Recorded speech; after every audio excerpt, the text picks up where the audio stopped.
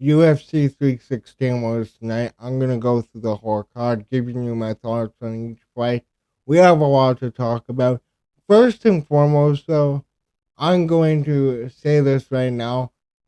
I make these little notes during the fights, and I don't care about spelling mistakes anymore. There's going to be spelling mistakes, but it's mainly here so I remember what happens in the fight.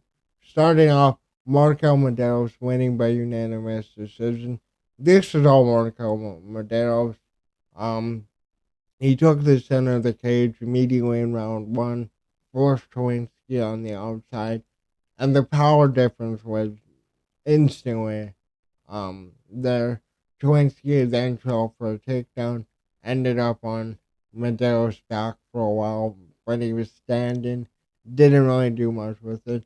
Round ended in the middle of the cage with Madero's taking over, landing a knee alongside a lot of clean punches, a lot of good combinations. Round two, Kowinski found the range a little bit and did well, but the power difference was too much. Anything that Kowinski hit Medeiros with, Medeiros was able to return with twice the power. Medeiros then battered him, defended the takedowns. Kowinski then got on the back once again, but his leg was too destroyed by then to do anything. Medeiros then was able to get back up, um, and it was hard for Twinsky to advance on him and shoot after that fact. After that, Twinsky then started round three with a head kick, ends up being dropped by the leg kicks multiple times. Again, Marco Modelos really was trying to chop his leg off. He even screamed in pain for one of them. It was that bad. He was still pushing forward too, though. And that's the thing about every single fighter on this fight. I've never seen more heart from UFC fighters than I saw tonight. Even the fighters that lost really put everything on the line. And that is very rare in 2025. Um, he, he was desperately looking for a takedown though. Kowinski got it at 145.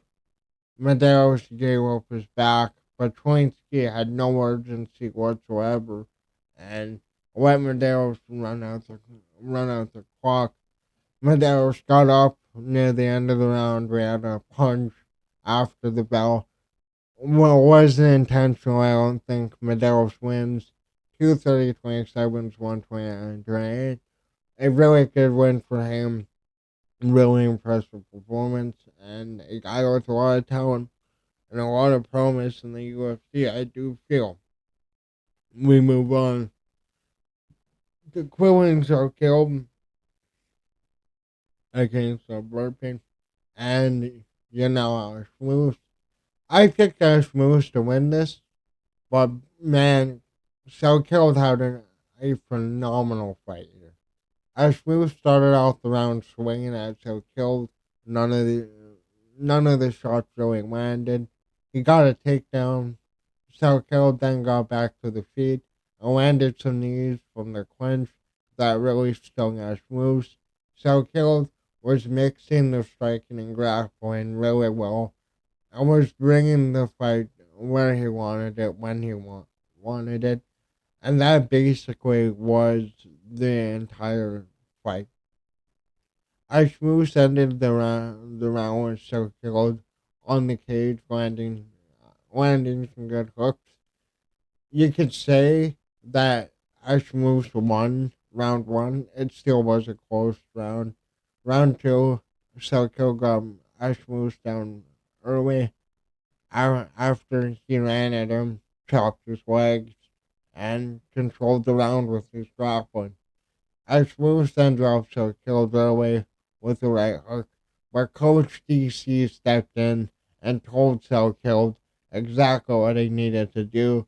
I thought commentary wasn't meant to be biased, but I mean, hell, commentary is so bad in 2025. I do not understand what any of them are saying half the time. And I have cerebral palsy, so that's saying something. As Moose was going for the finish until Starkiller got him down against the cage to end the fight, wins by unanimous decision 230-27, 129-28. Really impressive performance for Quillen Starkiller. Wants to fight on the first card. I expect we'll see him there. He already fought at the Australia card at UFC.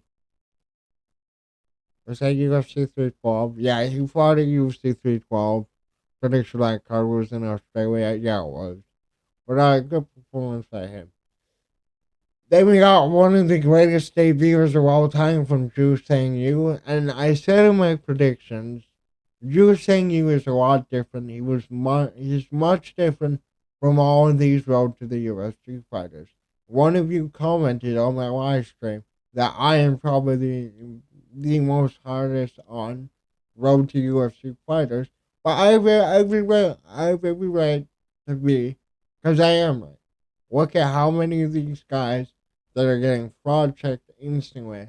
They come over, they have all this hype. We know that the UFC and Dana White wants to go into the Asian market, but this guy, when you go look at his history, he had a lot of finishers. He worked on what he needed to, and man, 28 seconds. He landed a left hook. Well, he feinted a jab, landed a left hook, and he flatlined Sirigi. Oh my. He's a legit contender. We will have to see how he does against high level competition. But this guy has power. He has a strong grappling game. And I think that he is one of these guys from the Asian market that the UFC can build around. But they have to do it properly and give him the right opponent and take their time with him. Something that the UFC hates doing with fighters now. Unless you're a veteran established or the UFC fans like you for some reason. Kong Wang winning by unanimous decision. I am slowly becoming a Kong Wang fan. I was very impressed by her performance in this fight. De Silva took the center of the cage in round one, outlanded Wang, but as the round went on, Wang found her rhythm, and after that, she dropped De Silva with a leg kick late, let her stood up. Then throughout the fight, we got a lot of good scraps until De Silva, who was losing, being outstruck, was still pushing the pace and threw some good combinations. One of my points just did not save onto my um, little card here, so I guess the other part of the fight was Silva. Um, I think that was meant to say Silva, as the fight went on, got a little bit more comfortable, but it was still what fight ends on the feet. Wong Wong. Okay, that's supposed to say Wong won. I believe she won by 30-27. This was a very dominant performance. Really impressed by her. I'm going to get off of this slide because it pissed me off. You're going to see, I've recorded this video like 5 times now because each time I try and fix whatever spelling mistake that I have on here, it corrects to a different one. So, whatever. We move on to Andreas Gustafsson versus Chaos Williams. Andreas Gustafsson won by unanimous decision. This fight was basically the exact same fighter fighting each other. One's black, one's white. Both brawlers. Gustafsson immediately charged in with a blitz, ended up on the fence, and Gustafsson got Chaos to play to his game. Which basically is what I said. Whoever would win this fight would do exactly that. And it was Gustafsson mowing him for the entire fight, taking him down, landing a lot of dirty boxing combinations. Um, he took him down against the fence in the third round, mauled him, ended the round, mowing chaos to win the fight. 2:30:27, 1:30:26. I was very impressed. We obviously know that both of these guys were supposed to fight last week. Both of their opponents pulled out. But yeah, really good win for Andreas Gustafsson. We move on to Waldo Cortez Acosta winning by unanimous decision. Yet another fight that went exactly how I thought it would. Spivak, round one, looked incredible. Landed some big shots, followed by a head kick. I thought he was going to knock out Waldo Cortez Acosta early. Gets a brief takedown and works Acosta against the cage. And then when they got back to the feet, Spivak was walking towards Acosta with his hands down to show his confidence, and that basically foreshadows what happened in round two. Spivak pushed the pace in round two, but he was being chewed up on the feet. Waldo Cortez Costa found the openings as Spivak was walking towards him, and yeah, it was 1-1 going into the second. Round three, exact same thing. It's like Spivak cannot fight his way back in the fights. The moment he starts to lose a fight, he can't come back. I do not get it. Acosta had the damage, but was outlanded by Sergey Spivak. Waldo Cortez Acosta won by unanimous decision, 229-28, 130-27. I disagree with giving him round one, but again, it makes no sense to me that Waldo or that Sergey Spivak is that readable. That if he doesn't get a finish early, or if he faces a bit of adversity, he just shuts down. I've never seen it. And you got this guy fucking floating, dude. I'm done. I'm done.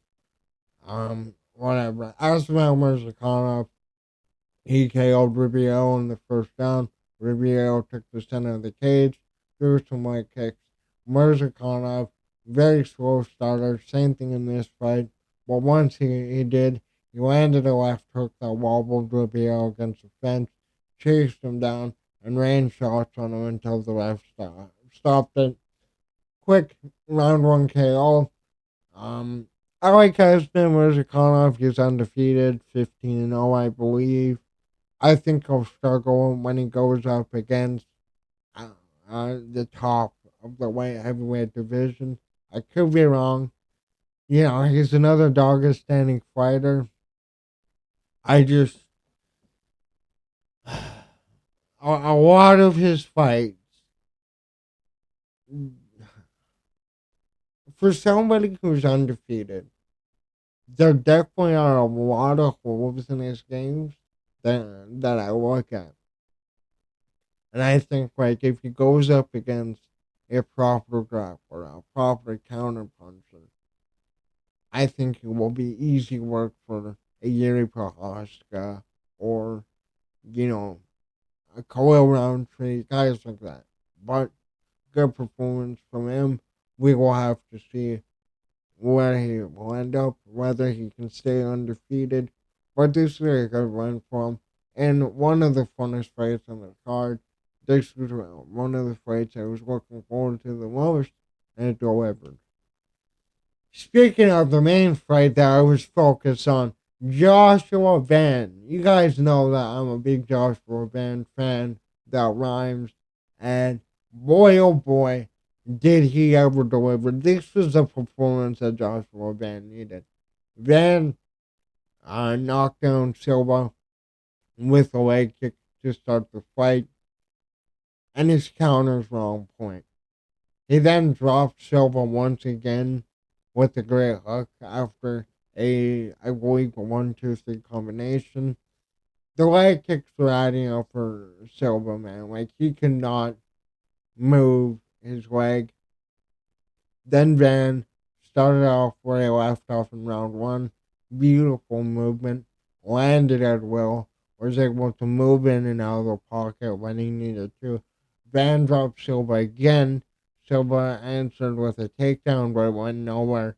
And then Silva set the or Joshua Van set the record for most knockdowns in a round for flyweight with three, um, with another combination. And then Bruno Silva showed a bit of urgency, but Van was on another level tonight. Van caught Silva with the right, and Silva collapsed in the corner, and he won by third round TKO. I still think that Van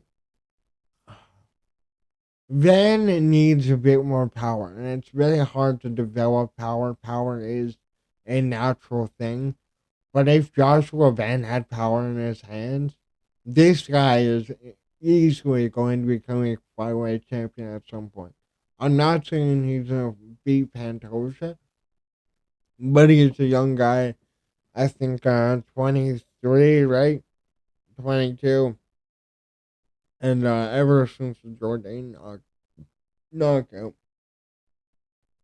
he has looked really impressive. But that is the end of the prelims. We now move on to Mr. 4570, everybody's favorite, and finally a squad that actually saved what I wrote down and corrected.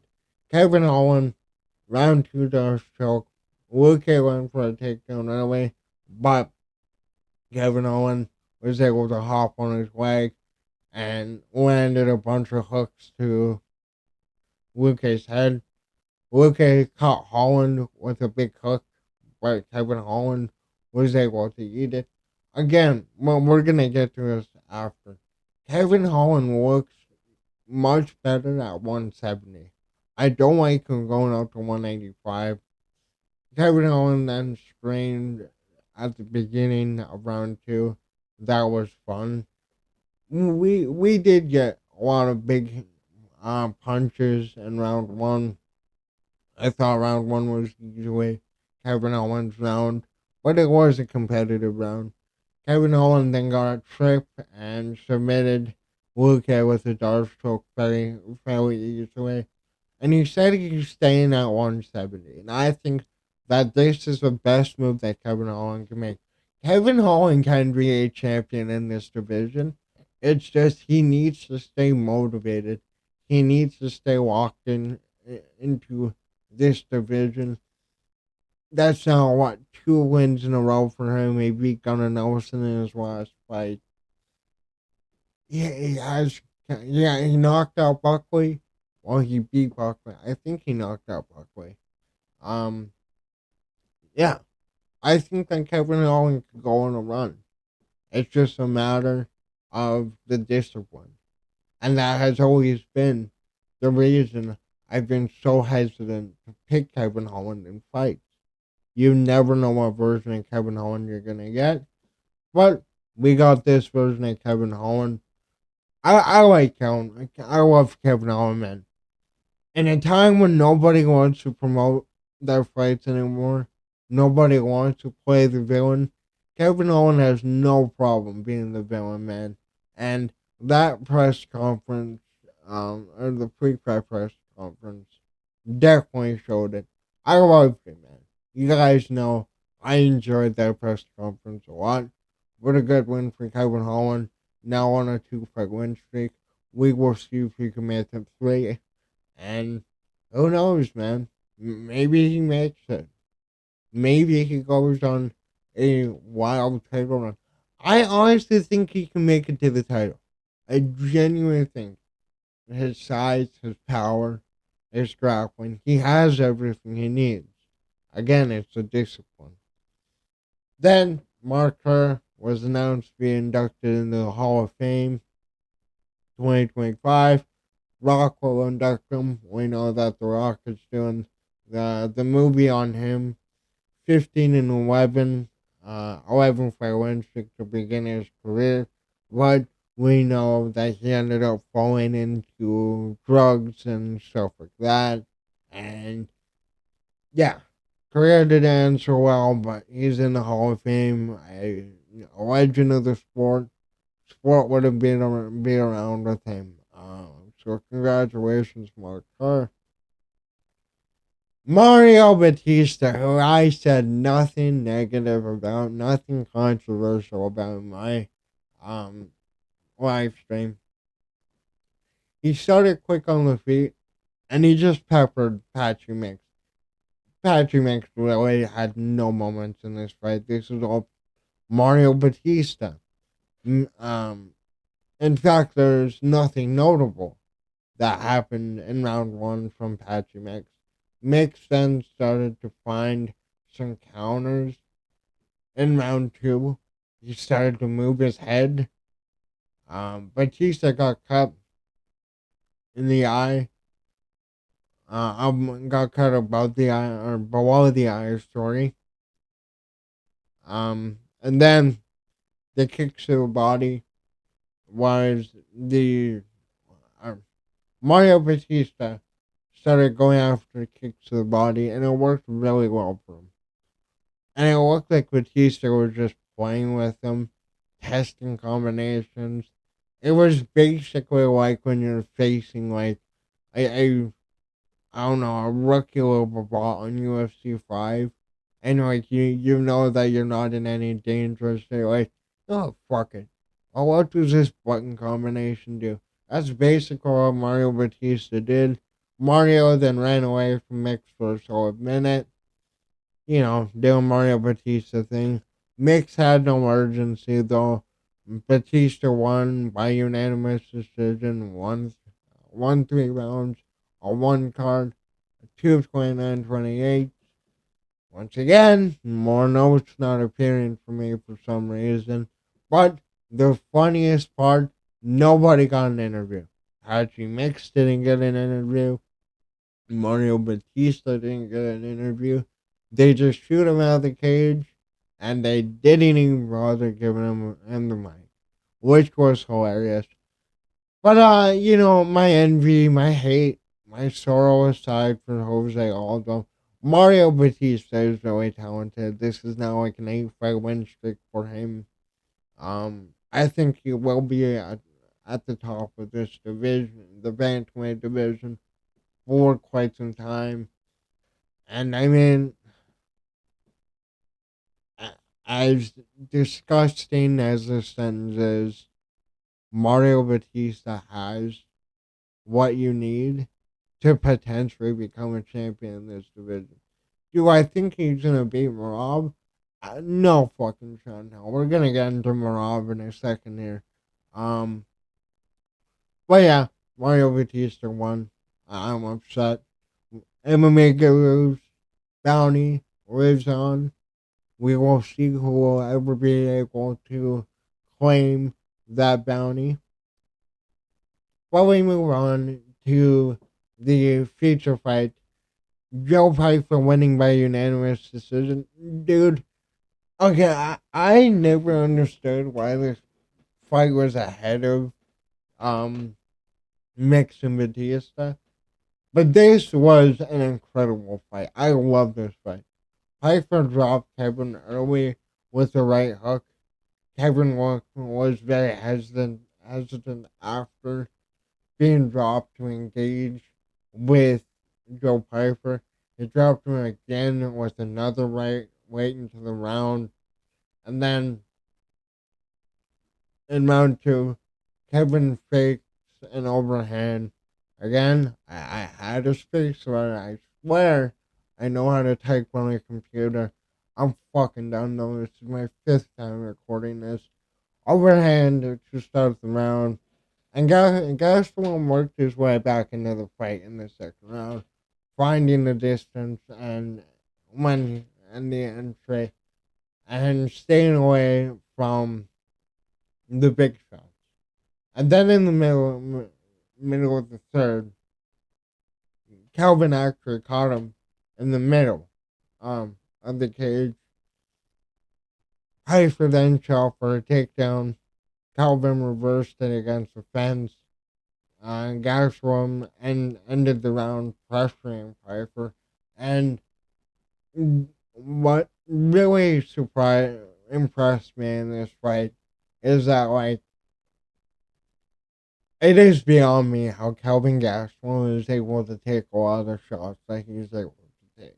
Like, I think if Joe Piper hit anybody else with the shots that he hit Gastelum with, 95% of them would be knocked out instantly. Like Calvin Gastelum's game, man, he's been in there against the best of the best, moved up to middleweight, and he still has a chin. But for Joe Piper, he looks good. He definitely is improved in his grappling game, and he moves on. What is he now? 14-3. Yeah, good win for him. A really fun fight. You know, it made no sense to me why this was so high up on the card. Well, like the last few days when I actually thought about it, this really was a perfect fight. This was a perfect fight for a guy like Joe Piper on his come up, and yeah, he really impressed me. And I think uh, there we go. I think that Joe Piper definitely is in a stage of his career where he's kind of putting it together. He has the power in the hands. He's training with Sean Strickland, a former champion in this division. He has potential. Really good fight. One of my favorite fights of the night, by far. We move on into the co-main event. Kayla Harrison versus Juliana Pena.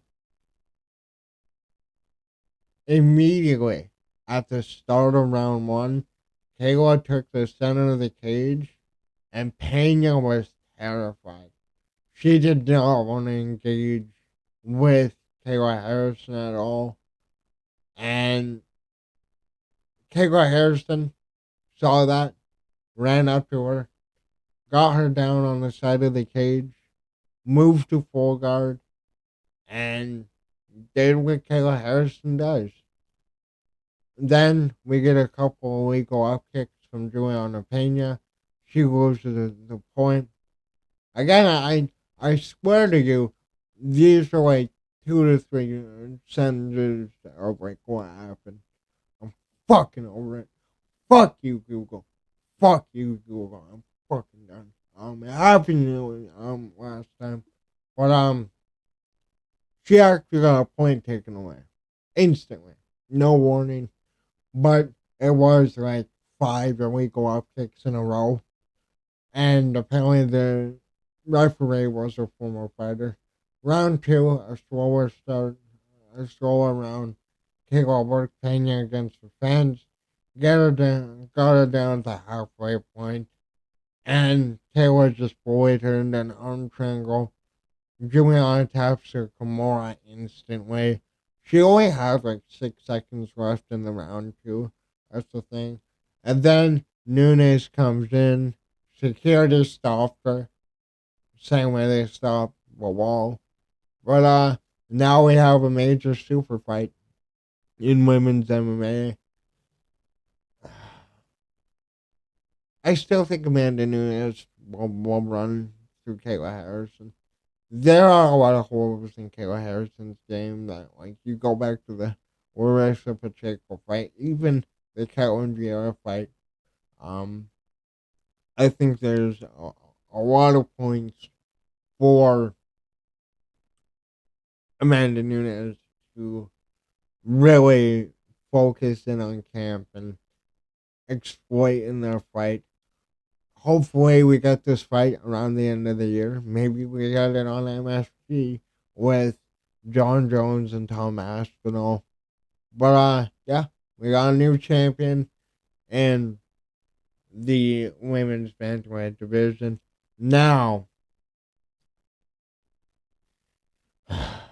I kind of said a little bit about Juliana Pena this week on my live stream, and a lot more in the past. Juliana Pena is a two-time bantamweight champion. Whether I like it, whether you like it, whether anybody likes it,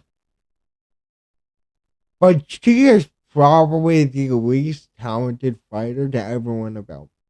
She is really good off the back. She has terrible striking. I, again, the fact that she beat Nunes the way she did, well, like honest though, I think that was more Amanda Nunes looked awful in that fight than Juliana Pena looked good. She sucks on the mic. Like that's the main reason that she is a chihuahua. She doesn't like if any MMA fighters, including Juliana Pena watches, I don't hate any of you. I'm simply an MMA fan. I'm a mark. I make YouTube videos. I'm trying to make this sport interesting. You have to let your opponent talk. Because the weird thing about it is, when you listen to what they say, you can make a rebuttal. Again, Kayla Harrison had some of the coldest lines in UFC history. I've won more rounds than you've won. You've lost more fights than I've lost rounds. I mixed that up. Yeah, man. This, I basically said Kayla Harrison would dominate the first two rounds. And Juliana Pena's only hope is Kayla Harrison gassing out. But I mean, even when we get back to the Kimura, which she originally had an arm triangle, I thought, ended up being a Kimura. She had 8 seconds left. Now, obviously, I've never been in a Kimura, especially, you know, a world class fighter holding me in a Kimura. I don't know, man. I don't know. I guess, her shit talking, her personality does make her promotable. Like, she is promotable in the fact that everybody knows that she is not promotable. It's very weird.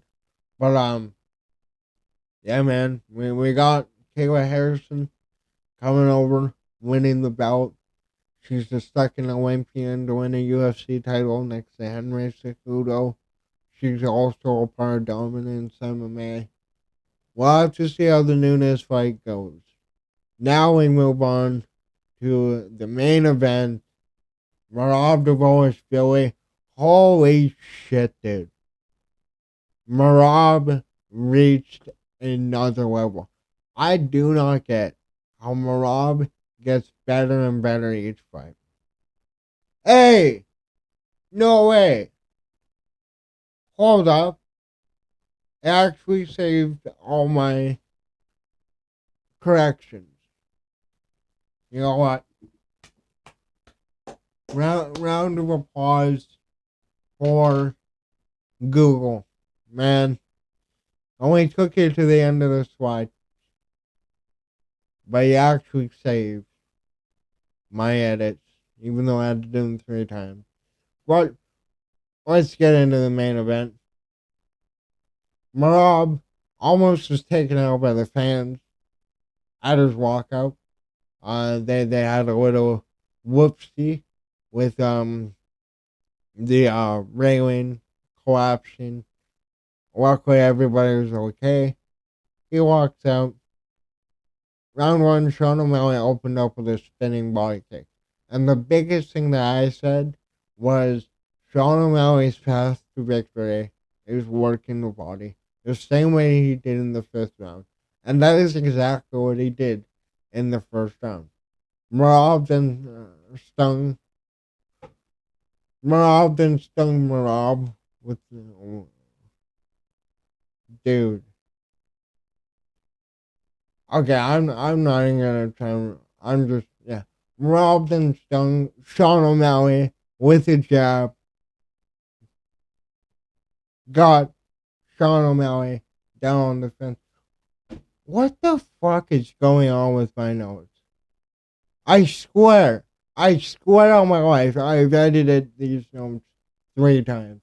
Um, round one ended with Merab mauling him, and it was a close round. Some people gave it to Merab or Sean. I didn't. Round two, Sean took the center again until Merab landed a nice combination, which put Sean O'Malley on the back foot. Round ended with Merab pushing Sean. You know, okay. Dude, I genuinely cannot read this shit. Okay, basically, fuck the notes. We're done with them. I'm pissed off. What are we out for time here? 36 minutes. So, basically what happened here, Sean O'Malley did find success with the body strikes, but Merab was able to push the pace, and it's just a matter of his cardio being better than anybody, really. The only person that has similar cardio would be, Brian King Velasquez, but even him. And now he's finishing people like, bro, who beats Merab? Honestly. Who in bantamweight, flyweight? I don't think Pantoja can beat him. But, I will save most of my thoughts about the main event for tomorrow. Um, I'm pissed off again. Like I said, I swear on my mother's life, I edited those slides multiple times. I corrected the typos. I don't care. Whatever. They're my notes. I went through the fights. We got through it. All in all, it was a solid card. I stand by the fact that the UFC is miserable at promoting cards. I'm already I can't talk. I'm just saying this. Let me know in the comments what did you think about the fights? What are your takeaways from tonight? I will make a video on Merab, and hopefully Google doesn't sabotage me next week. It actually saves my fucking corrections. But I don't know. Maybe it makes it more fun because, disability typos, whatever. Let me know what you think. I've strained for 6 hours. I'm gonna go to bed.